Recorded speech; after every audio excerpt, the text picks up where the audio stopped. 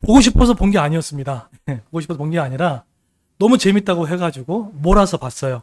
그래서 봤는데 왜 이렇게 그 이상한 변호사 우영우에 대해서 사회적 신드롬이 일어날 정도로 되었나라는 생각들을 하게 됐습니다.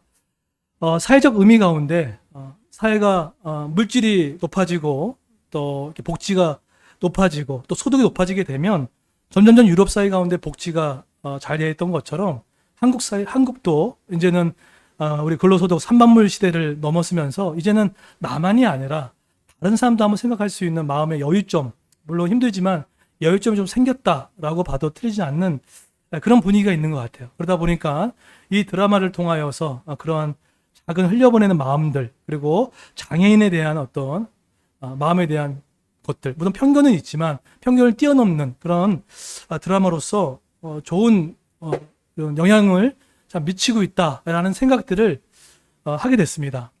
그런데 어느 회차인지 모르겠지만 그럼에도 불구하고 이 드라마 상에서 이 변호사 우영우가 이제 공격을 당하는 내용이 나옵니다. 아마 여기 직장인들은 아마 아실 겁니다. 내가 열심히 일하면 되고 내가 열심히 달려가면 되는데 보이지 않는 곳에서 내 일을 시기하고 내 일을 질투하는 사람들이 있을까 없을까요? 있어요. 일도 뺏고 일도 안 주고 저도 겪어봤어요. 정말로 고통스러워요. 소위 말해 태운다고 하죠. 주변에 윗사람이 그것들 태우는 일이 생기면 정말 지옥 같습니다. 저도 직장생활 해보면서 겪어봤고 정말 쉽지 않아요. 그래서 우리 남편뿐만 아니라 우리 재정에 책임을 지고 있는 분들 놓고 많이 기도해 주셔야 돼요. 이거 정말 태우는 일이기 때문에 쉽지가 않습니다. 결국은 이것은 나의 어떤 잘못이 아닌 외적인 일로 일어나는 일이기 때문에 어떻게 할 수가 없어요. 마찬가지입니다. 성경에 보게 되면 내적인 일은 잘했음에도 불구하고 억울하게 외적인 일로 고난당하고 염려에 휩싸였던 인물들이 많이 있습니다. 그죠? 아브라함이 75세 때 부름 받고 나서 100세 가까이 아이를 낳지 못하는 외적인 요인으로 고통을 당했어요. 그죠? 더불어 제자들도 예수님 믿으면 뭔가 이제 신세가 다 펼칠 줄 알았는데 예수님 믿고 나니까 오히려 그의 삶은 순교의 자리까지 내려가는 고통이 생깁니다. 근데 이 모든 것들이 본인이 잘못한 게 아니란 말이에요. 그죠? 예수 믿고 따라갔는데 외적인 요인으로 말미암아 일단 무너진 거예요. 어려워진 거예요. 내가 잘해도 외적인 요인에 대해서 존재하기 때문에 이 외적 요인들을 어떻게 해결하고 또 어떻게 할 것인가에 대한 이 부분들을 잘 아는 것이 우리 성도의 지혜가 아닌가라는 생각합니다. 근데 십계명에서 확장된 마태복음에서 산상수훈을 통하여서 예수 그리스도께서 외적 요인을 해결할 수 있는 방법을 어디 하나에 딱 명시해 놨어요. 거기 어디게요? 어딜까요? 외적 요인이 존재한다. 십계명을 뛰어넘는 신약의 산상수훈이라고 할 수 있는 산상수훈 어디였습니까? 주기도문에 보시게 되면 거기에 예수님이 하나 딱 한 줄로 만들어 놨어요. 뭐죠? 모든 악에서 구하옵소서. 외적 요인이 있다 없다? 있다는 것을 전제하셨다는 거예요. 여러분 이 교회사에 보게 되면 3대 선물이 있습니다. 사도신경, 주기도문, 십계명 있습니다. 제가 요즘에 2시간 기도하면서 이걸 연구하고 있어요. 연구하고 있으면서 이 기도가 하나님의 나라를 위한 기도이자 이 기도가 정말로 이 땅을 살아가는 신약의 우리 이스라엘 백성 또 우리가 다 함께 꿈꾸는 하나님의 비전이 다 담겨져 있구나라는 것을 보게 됐어요. 따라서 외적 요인은 존재한다. 오늘 여기 이 전제로 말씀이 들어갑니다. 자, 다음 걸 보시게 되면 오늘 마태복음 4장 모르는 사람이 없습니다. 그죠? 마태복음 4장 여러분 너무 잘 아시잖아요. 그죠? 여기서 예수님이 앞으로 펼쳐질 그 3년의 공생의 성격을 잘 나타내주고 있어요.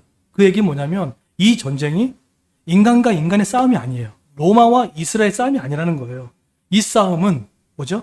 사단의 공격과 하나님의 나라의 충돌이라는 것에 대한 거대한 배후의 그런 암시가 있는 겁니다. 이게 공생의 성격입니다. 두 번째는 예수가 받으신 유혹과 이 승리는 결국 이 땅을 살아가는 성도도 계속 유혹받고 또 그 유혹 가운데 이겨낼 수 있는 승리를 이야기해주고 있어요. 어떻게 이길 것인가? 오늘 4장에 얘기를 해주고 있습니다. 그리고 마지막으로 오늘 이 마태복음 4장은 결국은 최종적으로 하나님의 성도가 승리한다라는 것에 대한 이야기를 오늘 잘 내태우고 있습니다. 자, 이 4장으로 이제 들어갈 건데 과연 그러면 예수님은 오늘 이 땅에 유혹도 받고 외적인 문제로 말미암아 막 마음을 태우고 또 외적인 문제로 말미암아 어려워하고 있는 우리 그레이스 교회 온라인과 현장에 있는 모든 성도들에게 이 문제를 어떻게 해결해 주셨는지 두 가지 한번 살펴보도록 하겠습니다. 첫 번째 한번 띄워주십시오. 첫 번째, 자, 읽겠습니다. 시작. 네, 4장 1절 한번 띄워주십시오. 자, 마귀의 존재를 알고 대적하라 라고 했었는데 4장 1절 읽겠습니다. 시작. 예수께서 성령에게 이끌려 마귀에게 시험을 받으러 광야로 가사. 자, 여러분 마태복음을 보실 때, 공간복음을 볼 때는 항상 어떤 성격으로 보셔야 되냐면, 뭐 요한계시록까지도 마찬가지겠지만 사단의 나라와 하나님 나라의 싸움이라는 것을 전제로 갈고 복음서를 읽으셔야 돼요. 그래야지 이게 이렇게 떨어지고 내 문제를 볼 수가 있어요. 자, 그런데 이 사단의 싸움의 원초는 바로 창세기 3장 15절 나오는 여자의 후손은 뭐죠? 내 머리를 상하게 할 것이다. 동정녀 마리아의 탄생을 통해서 성경의 초월하심과 또 그 잉태함을 통해서 그 신비를 통해서 예수가 태어났음을 통해서 여자 후손을 암시해줬죠. 예언을 했죠. 근데 그 여자의 후손인 그 예수가 누구 머리요? 바로 이 마귀의 머리를 상하게 할 것이다 라고 창세기에 예언되어졌고, 결국은 이때 머리를 깨트림 받았던 마귀는 그때부터 어떡합니까? 계속해서 이스라엘 백성을 죽이고, 여러분 이스라엘 백성을 공격하고 죽였던 것은 단순한 그 민족을 죽이려고 했던 게 아닙니다. 그 나라를 통해서 북이스라엘 끝나 남유다가 오면서 유다를 통해서 누가 오신 겁니까? 예수 그리스도 이 땅에 오신 것에 대해서 막는 작업이었단 말이에요. 그렇기 때문에 이 싸움은 성도와 성도의 싸움이 아니고 또 사람과 사람의 싸움이 아니라는 거예요. 뛰어넘는 이 하나님 나라를 무너뜨리게 만드는 싸움이라는 것이에요. 그래서 요셉과 마리아의 가정 가운데 2살 이하의 유아 학살, 가혹한 성전세, 세금, 정책, 이 모든 것들이 뭡니까? 결국 이 땅에 오실 예수 그리스도를 죽이는, 예수의 탄생과 죽음을 통해서 뭐가 옵니까? 사단이 죽고 종말이 오잖아요. 결국은 예수의 탄생과 죽음은 교회의 탄생과 또 교회의 생명이기 때문에 예수를 한 명을 죽여야 하나님 나라가 이루지 않기 때문에 사단은 끊임없이 이것을 공격해 나갔다는 거예요. 자, 그럼 이제 본문에 와서, 그런데 예수님께서 이 땅에 회개하라 천국에 가까우니라. 그때는 천국 단어를 하나님 나라 사용할 수가 없었죠. 하나님은 단어가 쓰면 불경하다라고 생각했기 때문에 회개하라 천국이 가까웠나 이렇게 표현했습니다. 그 메시지를 선포하고 나서 하나님 도래를 예수님이 갖고 들어오셨단 말이에요. 선포하고 나서, 그러고 났을 때 예수님이 이 1절에 보시면 그때에 예수께서 성령에 이끌려 갔다라고 했는데, 이 하나님의 사역을 하기 위해서 무려 며칠을 금식하셨습니까? 며칠이죠?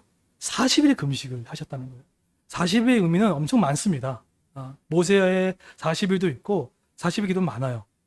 자, 그런데 잘 보세요. 1절에 보시게 되면 40일 동안 본격적인 기도로 준비하고, 예수님도요, 새로운 일과 하나님의 나라를 꿈꾸기 위해서 이 땅에 오셨는데 그 예수마저도 40일 동안 그 기도의 가장 센 레벨인 금식 기도로 이 문제를 뚫고 나가려고 했다는 거예요. 여러분, 예수님도 새로운 사역과 새로운 어떤 것을 준비하고 나가는데 예수님도 이렇게 엎드려 40일 동안 기도하는데 무슨 의미를 할까요? 이 싸움이 결코 인간의 싸움이 아닌 걸 아는 거예요. 그렇기 때문에 40일 동안 금식 기도하면서 하나님 나라를 준비하고 했던 모습이에요. 여러분, 지금 새로운 일을 혹시 계획하신 분 계십니까? 새로운 일을 구상하시고 앞으로 새로운 것에 대해서 어떤 꿈꾸십니까? 가장 먼저 성도의 할 일은 뭘까요? 기도의 준비예요. 네, 철저하게 기도를 준비하는 거예요. 그리고 어떤 기도까지 가야 되냐면 앞으로 일어날 일들에 대해서 구체적으로 놓고 기도하셔야 돼요. 그래야지 앞으로 일어날 수 있는 일들이 나를 괴롭히지 않아요. 예수님의 기도는 작은 기도가 아니었습니다. 아주 넓고 폭넓고 넓은 기도를 하셨을 거예요. 그죠? 자, 그런데 그렇게 기도했음에도 불구하고 예수께서 성령이 이끌려 어디로 갔다고 합니까? 어디로 이끌어 갔다 했죠? 광야로 이끌어 갔다 해요. 여러분, 이스라엘 유대인들한테 광야를 얘기를 해주면 어떻게 인식하는지 아세요? 1번, 고난받는 곳. 2번, 힘든 곳. 3번, 배가 고픈 곳. 어떤 곳일까요? 다 아니에요. 이스라엘 백성 유대인들에게 광야는 어떤 것이냐면, 여러분 그 신구약 중간사이에 이렇게 보시게 되면 로마가 압제를 하고 종교인들이 타락하고 성전세를 걷고 너무 가혹하게 하니까 사람들이 소망 둘 데가 없어요. 그래서 소망 둘 데가 없어서 하나의 공동체를 만들었습니다. 어디요? 광야로 가자. 아이 귀찮다. 세상 사는 거 너무 힘들고 이렇게 종교도 타락했다. 정치인도 타락했다. 아 이제 하지 말자. 라고 하면서 이뤘던 공동체가 하나 있었습니다. 어느 학파였을까요? 에세네 학파입니다. 경건주의를 갖고 들어갔어요. 아, 다 귀찮은 거예요. 세상 다 끊어버리자. 그런데 이 에세네파보다 더 강력한 학파가 있었어요. 그 다음에 더 깊게 들어가자. 아우, 세상 너무 귀찮아. 라고 해서 이뤘던 공동체가 무슨 공동체입니까? 쿰랑 공동체입니다. 이거 완전 단절시킨 거예요. 네. 근데 이거 건강한 모습은 아니에요. 건강한 모습은 아닙니다.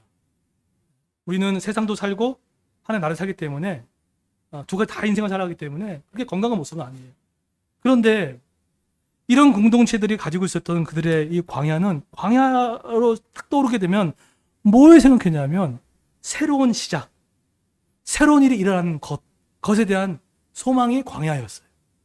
왜냐하면 광야에 가서 그들은 거기서 하나님을 대망하고 그때 대망 사상이 일어났거든요. 하나님 오셔야 됩니다. 정치가 타락하고 막 지지율이 떨어지고 막 이런 뭐 금리가 올라가고 막 여러 가지 이 복잡한 세상 가운데 하나님이 오셔서 이 문제 해결해야 됩니다. 이런 마음 때문에 소망했던 것처럼 그들은 광야를 통해서 하나님을 대망했던 거예요. 그렇기 때문에 예수님이 광야를 갔던 것은 고난받기 위해서 가는 의미도 있지만 더 크게 얘기하면 새로운 일이 시작이 되는 겁니다. 새로운 일의 시작, 새로운 일에 대한 그런 기대함, 것들이 예수님이 성령에 이끌려 갔다는 거예요.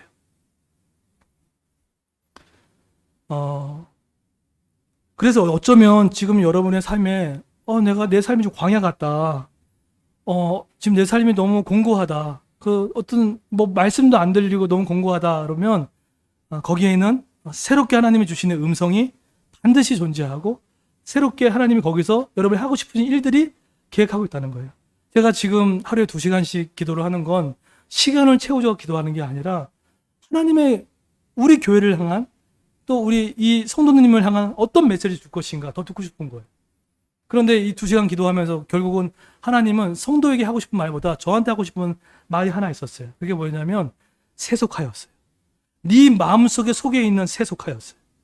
출애굽기에 보게 되면 그 첫 번째 계명이 뭡니까? 10계명 첫 번째 계명이 뭡니까? 너는 나 위에 다른 신을 섬기지 말라고 했어요. 이 얘기는 뭐냐면 너와 나 사이에 중간에 아무것도 끼지 말라는 뜻이에요. 끼지 말라고 했던 거예요. 근데 너와 나 사이에는 아무것도 끼면 안 된다. 이것이 첫 번째 10계명의 첫 번째 계명이었단 말이에요. 근데 내 안에 세속화가 있었던 거예요. 조금 더 편하고 싶고, 조금 더 이렇게. 여러분 제가 교회가 제자 훈련 안 하면 목사는 편해져요. 한 영혼을 복음을 알려주는 일에 집착하지 않으면 교회는 예배 드려서 성도 편하게 할 수 있습니다. 왜죠? 강대상에서 하면요 그게 어렵지 않아요. 설교는 어렵지만 근데 한 영혼 붙잡고 그 영혼한테 복음을 점검하고 하는 일들을 안 하면 목사는요 타락이 와요. 편한 걸 알기 때문이에요. 다음 주부터 이제 한 명 영혼을 지금 이제 복음 잡게 합니다. 만나 시작을 할 건데 여러분 세속하는 건 다른 게 아니에요. 세속하는 사명이고 뭐고 귀찮다는 거예요. 세속하는 하나님 말씀도 귀찮다는 거예요. 세속하는 다른 게 아니에요. 다 끼어 있는 거예요. 근데 그것을 걷어내기를 원하시는 것들이에요.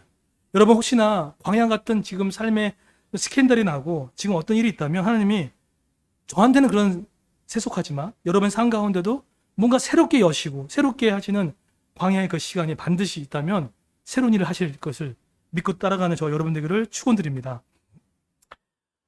이렇게 바기를 갔습니다. 근데 2절을 보세요. 그러고 나서 광야로 새로운 기대를 갔지만 2절에 보세요. 읽겠습니다. 시작. 40일을 밤낮으로 금식하신 후에 줄이신지라. 여러분 성경에서 인간적인 저 표현은 그냥 된 게 아닙니다. 저는 인간적인 표현은 예수님의 참 인간이시고 예수님의 참 하나님이심을 말하는 거예요. 줄였다는 건 뭡니까? 예수님이 여러분 잘 들으세요. 이따가 마귀가 3가지 유혹이 과연 예수님이 뭘 못하게 만드는지 2절에 암시를 해준 거예요. 뭐죠? 금식하시니 뭐에 따릅니까? 줄이신지라라고 한 거예요. 그죠? 그러면 예수님 뭡니까? 인간으로 오신 거예요. 그죠? 하지만 우리와 다른 게 뭡니까? 죄가 없으신 거예요. 그분은 참 인간이셨어요. 근데 그분은 바다를 잠잠케 하시고 폭풍을 잠재우시며, 그죠? 죽은 자를 살려내시고 눈먼 자를 눈뜨게 하시고, 그죠? 혀를 빼어 나는 여인을 고치시는 그 누구의 영역입니까? 신적 영역이에요. 근데 그 예수님은 참 하나님이신 거예요. 그분을 얘기하는 거예요. 그런데 오늘 이런 참 하나님으로 오시고 참 인간으로 오신 이 예수를 걸고 넘어진 시험이 세 가지가 등장합니다. 자, 보세요. 어떻게 했습니까? 3절 다 같이 한번 읽겠습니다. 시작. 내가 만일 하나님의 아들이여든 명하여 이 돌들로 떡덩이가 되게 하라. 자, 여러분, 이제 3절 한번 이제 여러분이 이제 해석해 보세요. 여러분 이제 모태신앙이시고 오랫동안 신앙생활 하셨잖아요. 그럼 저 3절이 저게 왜 시험입니까? 여러분 한번 해석해 보세요. 왜 시험이죠? 팔머 로빈스라는 학자가 있습니다. 엄청나게 좋은 신학자인데, 팔머 로빈스라는 학자는 저 3절을 주석하고 해석하면서 뭐라고 얘기했냐면, 지금 예수님이 40일 동안 어떻게 했죠? 굶주려 있단 말이에요. 그죠? 굶주려 있고 또 있단 말이에요. 그런데 저걸 통해서 이 돌을 떡덩이가 되라라고 하면서 뭘 지금 시험하고 있냐면, 그 팔모라는 그 신학자는 너가 이 빵, 물질, 브레드라고 하잖아요. 이런 것들을 통해서 너 채우라는 거예요. 그런데 예수님이 이 말씀을 사람이 떡으로만 살 것이 아니요 하나님 말씀을 상한다고 이렇게 응징하셨단 말이에요. 그죠? 대적하셨어요. 그럼 이게 뭐가 연결점이 있냐면 이거예요. 핵심이 뭐냐면 이 팔머 로빈스라는 이 학자는 이거 뭐냐면 이 우리 믿는 성도들에게는 뭐죠? 모든 공급, 모든 재정, 삶의 모든 여유점들은 누구한테 달렸다는 얘기예요? 창조주 하나님께 달렸다는 건데 이게 뭐죠? 그런데 너희가 그런 주시는 그 음식, 재정, 그것만 보라는 거예요. 그것만 보라는 거라고 해석을 해요.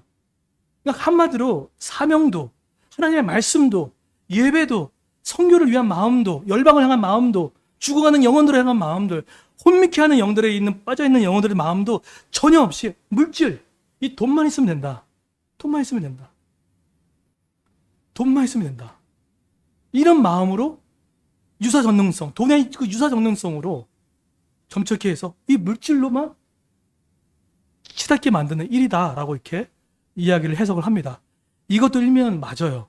그러니까 아마 요즘처럼 이 신자유주의가 넘쳐나고 여러분 그 하빈 콕스라는 유명한 신학자가 있습니다. 이 하빈 콕스는 우리나라 선교 때 가나베 선교사라고 그런 선교사한테도 영향을 많이 미쳤고 그리고 이 하빈 콕스는 팀 켈러라는 그분의 스승이기도 했고 되게 약간 선교학적으로도 되게 그 신학을 잘 정립했던 선교학자입니다.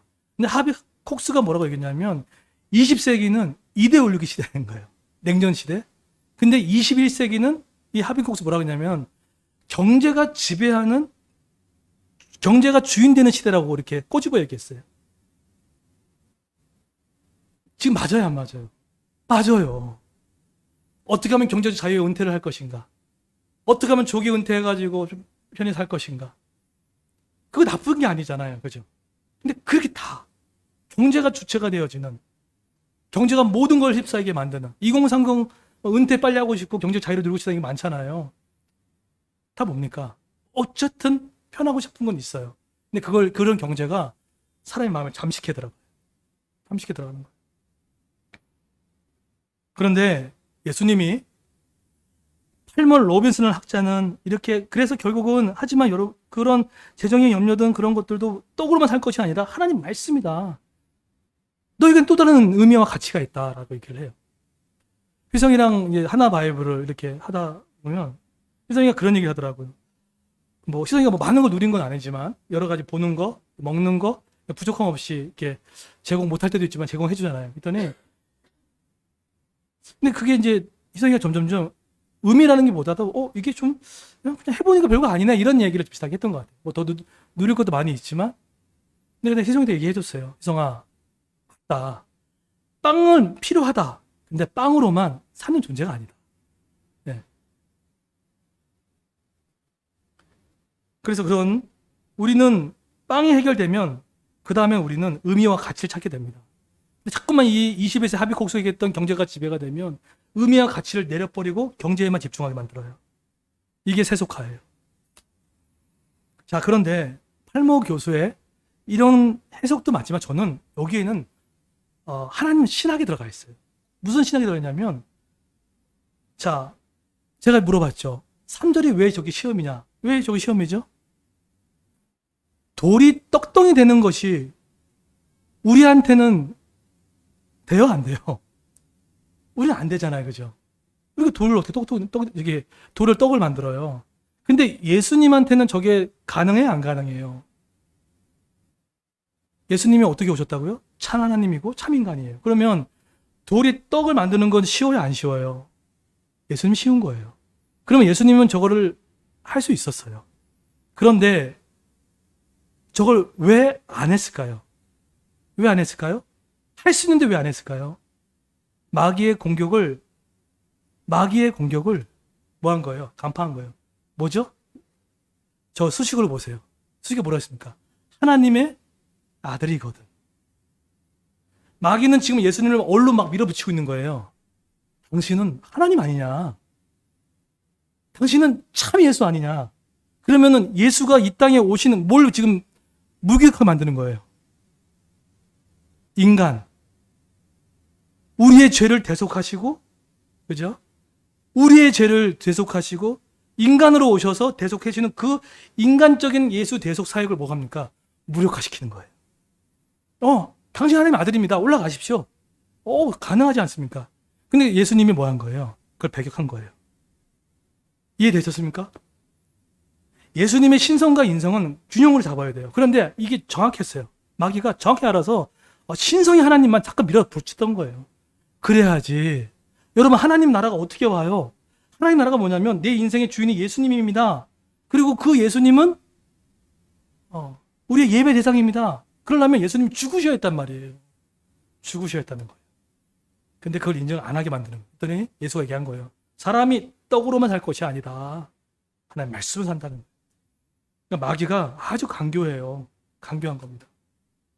자, 두 번째 보십시오. 자, 그래서 마귀의 존재가 되어 있습니다. 자, 그 다음에 두 번째 시험을 보세요. 두 번째 시험을 이제 어떻게 했죠? 말씀으로 이겼어요. 자, 두 번째 볼게요. 4절 보세요. 마귀는 아주 강교하게 더 집중해 들어갑니다.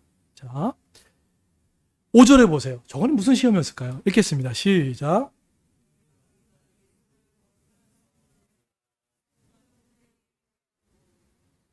네. 마귀가 어디로 들어갑니까? 성전 꼭대기. 누가복음판과 마태복음판은 달라요. 좀 다릅니다. 다 다른데 5절에 예수님을 거룩한 성에다가 성전에 데려가요. 그랬더니 6절에 보세요. 자, 한번 읽어볼까요? 시작. 이르되 내가 만일 하나님의 아들이어든 뛰어내리라. 기록되었으되 그가 너를 위하여 그의 사자들을 명하시리니 그들의 손으로 너를 받들어 발이 돌에 부딪히지 않게 하리로다 하였느니라. 뭘 지금 계속해서 마귀가 지금 갖고 들어옵니까? 하나님의 아들이거든. 그죠? 그런데 저 6절의 저 구절이 풀 센텐스입니까? 아니면 뭔가 빠진 센텐스입니까? 풀 센텐스가 아니죠. 마귀가 뭘 뺀지 아십니까? 여러분 그래서 암송을 여러분 지금 여론 캠프 암송 지금 하고 계시죠? 안 가신 분도 하셔야 됩니다. 예, 네, 다 갈 건데 저기에 풀 센텐스는 뭐가 들어가야 되냐면은 내 모든 길에서 너희를 지키시려 하려 하심이라. 저기에 들어가야지 풀 센텐스예요. 근데 마귀가 저거를 빼버리고 저렇게만 했다는 거예요. 뛰어내려 보세요. 그러면 당신이 하나님이라고 사람들이 막 칭송하지 않겠습니까?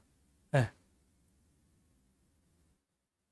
근데 그것에 대해서 예수님이 뭐라고 합니까? 7절에 보세요. 뭐라고 하죠? 7절에 예수님의 해결책입니다. 한번 띄워주세요. 7절. 자, 읽겠습니다. 시작.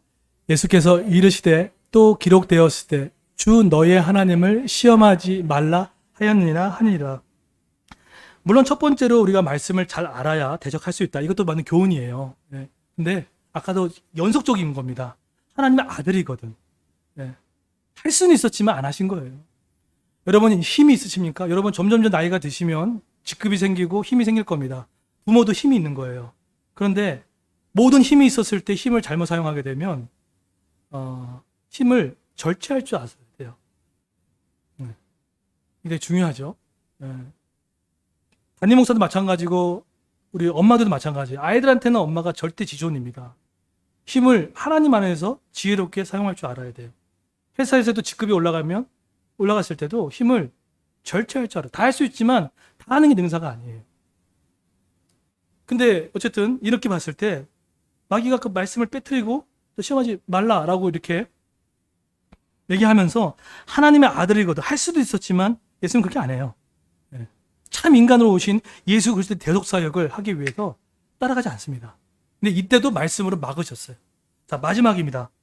자, 마지막으로 저게 8절이 안 넘어가는 사람이 없어요. 8절 한번 읽겠습니다. 시작.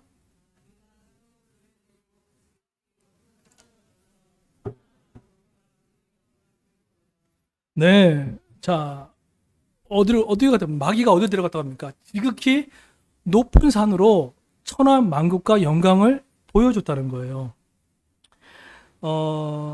칼빈은 저 높은 곳을 이게 환상이다라고 해석을 하는데 저는 그 동의하진 않아요. 예. 저거는 어디 환상으로 예수를 끌어갔다 이렇게 표현하는데 그렇게 동의하진 않고 어쨌든 마귀가 어쨌든 예수님을 높은 산까지 데려갈 정도면 여러분 능력이 있는 겁니까 없는 겁니까? 능력이 있다는 거예요. 그리고 마귀도 암송을 해요.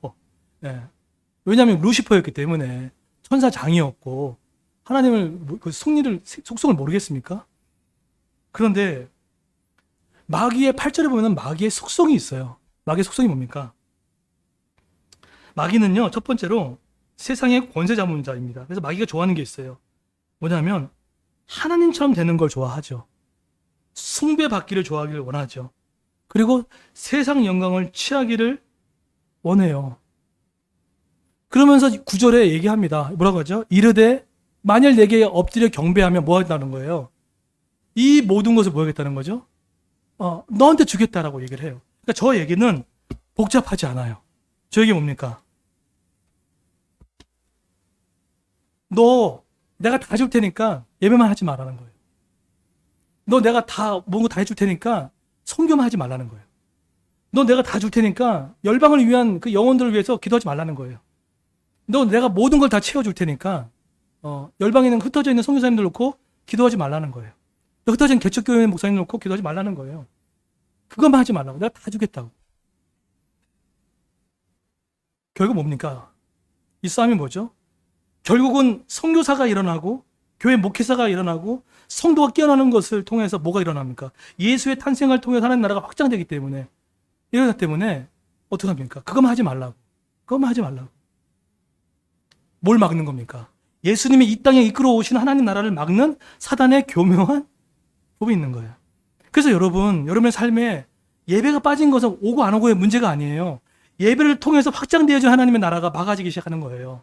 기도를 한다 안 한다 이 문제가 아닙니다. 기도를 통하여 하나님의 은밀한 하나님의 보여주는 것들과 하나님 나라가 확장되는 것이 뭡니까? 막혀지는 거예요. 네. 이거는 더 큰 문제인 거예요. 더 큰 문제인 거죠. 그런데 예수님이 뭐라고 합니까? 10절에 보세요. 배격하죠. 히스기야로 의한다면 마음을 확장하고 얘기합니다. 10절에 보세요. 여러분 혹시나 이런 비슷한 마음이 온다면 이 말씀 갖고 대적하셔야 됩니다. 읽겠습니다. 시작. 이에 예수께서 말씀하시되 사탄아 물러가라 기록되었을 때 네. 주 너의 하나님께 경배하고 다만 그를 섬겨라. 목사님 또 예배도 잘 드리라고 한다. 너 뭐 하라 한다. 예, 있어요. 하지만 그 의미와 가치를 넓게 보셔야 돼요. 여러분, 히스기야 왕 때 이스라엘 백성들이 섬겼던 녹뱀이 있습니다. 근데 그걸 느우스단이라고 했어요. 그렇죠? 근데 사람들이 그것은 인자가 들려서서 쳐다보면 구원받는 의미였는데 히스기야 그 시대 가운데 그 이스라엘 백성들이 녹뱀을 바라본 게 아니라 뭘 본 겁니까? 그 형식과 그 상징물을 바라보고 그걸 숭상했어요. 마찬가지입니다. 예배가 중요합니다. 기도가 중요합니다. 전도가 중요합니다. 선교가 중요합니다. 다 중요하다고 했지만 그 너머에 이 가치를 못 보고 예배가 중요합니다. 기도가 중요합니다. 말씀이 중요합니다. 키트가 중요하다 그러면은 그냥 올가매는 거예요. 뭐죠? 이걸 뛰어넘는 하나님의 나라와 사단의 나라가 역사가 있고 그거를 이 교회를 통해서 이루시고 성도를 통해 이루시는 하나님의 큰 일의 역사를 여러분의 직장을 통해서 가정을 통해서 이루기를 소망하시는 그 하나님의 뜻이 있다는 것을 놓쳐버릴 수 있어요. 여러분들 우리 그레이스 교회는 대한예수교와 합동측입니다. 그래서 십자가가 없어요. 십자가 없다는 얘기는 그 뜻이 아니라 십자가를 무력한 게 아닙니다. 상징물이 없죠. 삼일교회도 가보십시오. 십자가 없어요. 곧 화단도 안 합니다. 이유가 있어요. 뭐냐면 그 의미를 붙드는 거예요. 그냥 십자가인데 물론 그 가치를 생각할 수 있지만 결국은 십자가의 정신이 뭡니까? 내 죄를 구속하시고 또 나를 구원하신 그 예수님 바라보자는 거잖아요. 근데 어느 순간에 그 상징물이 돼버리는 거예요. 그게 느우수단이에요. 예배하자. 이것도 하나의 느우수단이 될 수 있고 기도하자. 느우수단이 될 수 있고 뭘 하자. 가치와 본질을 깨닫지 못한 채 하는 것은 느우수단과 다른 거 없습니다. 의미와 가치, 하나님 나라와 사탄의 나라 가운데 이 싸움 가운데 놓여 있다는 거. 여러분은 죄송하지만 죄송한 게 아니죠. 여러분은 선교사들입니다. 직장인 선교사고 가정에 있으면 가정의 선교사들입니다. 여러분이 왜 아이들한테 암송을 시키고 여러 캠프 때 왜 이렇게 예배를 드리고 모이겠까요? 아니에요. 하나님 나라를 전승하는 겁니다. 하나님 나라를 계승하는 겁니다. 이게 놀러 가는 거라고요? 아니에요. 더 큰 의미는 기도와 말씀으로 접목해 와서 아이들 속에 또 우리 마음 가운데 하나님 나라 꿈꾸자. 자, 이게 담겨져 있지 않으면 그냥 캠프예요. 목사가 여기 넘어갈까 안 넘어갈까? 넘어갑니다. 우리 친구들 어떻게 기쁘게 할까? 너머에 그 하나님을 못 꿈꾸게 만들면 아니죠. 그런데 이런 일을 하다 보면은 우리의 삶이 공고하고 정말 어렵고 힘들고 문제가 풀리지 않아서 힘든 사람들이 있습니다. 그래서 C.S. 루이스라는 캠브리지 교수가 이렇게 하는데도 불구하고 힘든 그들한테 한 가지 위로를 줬어요. 한번 들어보세요. 어려운 상황에서 하나님을 믿는다는 것은 무엇일까에 대한 한 줄의 글이었어요. 내가 이렇게 함에도 불구하고 내가 어려운데 하나님을 믿는다는 것은 무엇일까? 이런 고민을 C.S. 루이스가 했어요. 그럴 때 똑같이 예수님이 했던 말을 똑같이 비슷하게 했어요. 현대어로 뭐라고 표현 이렇게 얘기합니다. 이성이 받아들인 하나님의 약속, 하나님의 말씀을 기분이 따라 바뀔지라도 그 말씀을 그대로 고수하는 기술. 어려운 상황에도 하나님 믿는 것이 무엇일까의 고민과 어려움과 부담스러운 부분이 있을 때 내 기분에 따라 약속의 말씀을 좌지우지하는 것이 아니라 그대로 그 말씀을 고수하는 기술. 그것이 바로 어려운 상황 가운데 내가 힘든 상황에 불구하도 그것이 지켜낼 수 있는 힘이다. 예수님을 얘기한다면 기록되었을 때 말씀을 고수한 거예요. 고수하는 거예요. 여러분, 우리는 세상에 내놓으면 미련합니다. 우리 세상에 내놓으면 되게 미련해 보이고 그렇게 보입니다. 온라인도 현장에서도요. 그런데 결코 우리는 미련하지 않아요. 왜죠? 그대로 말씀을 고수하는 기술을 가지고 있어요. 근데 그게 예수님도 말씀을 고수합니다. 힘들고 어려운 부분도 있죠. 당장 어려운 부분도 있을 때 떠오르는 하나님의 말씀을 붙잡고 언약을 선포하십시오. 하나님, 이 말씀 주시지 않았습니까? 이 말씀으로 나를 깨우지 않았습니까? 그 말씀 붙들고 어려운 상황 가운데도 일주일 상황 가운데도 사단의 공격이 여전히 교회와 여러분을 넘어질지라도 하나님 나라를 꿈꾸고 그 길을 걸어가는 말씀을 고수하는 기술로 살아가는 저와 여러분 되기를 예수의 이름으로 축원드리겠습니다. 예, 우리 다 같이 일어나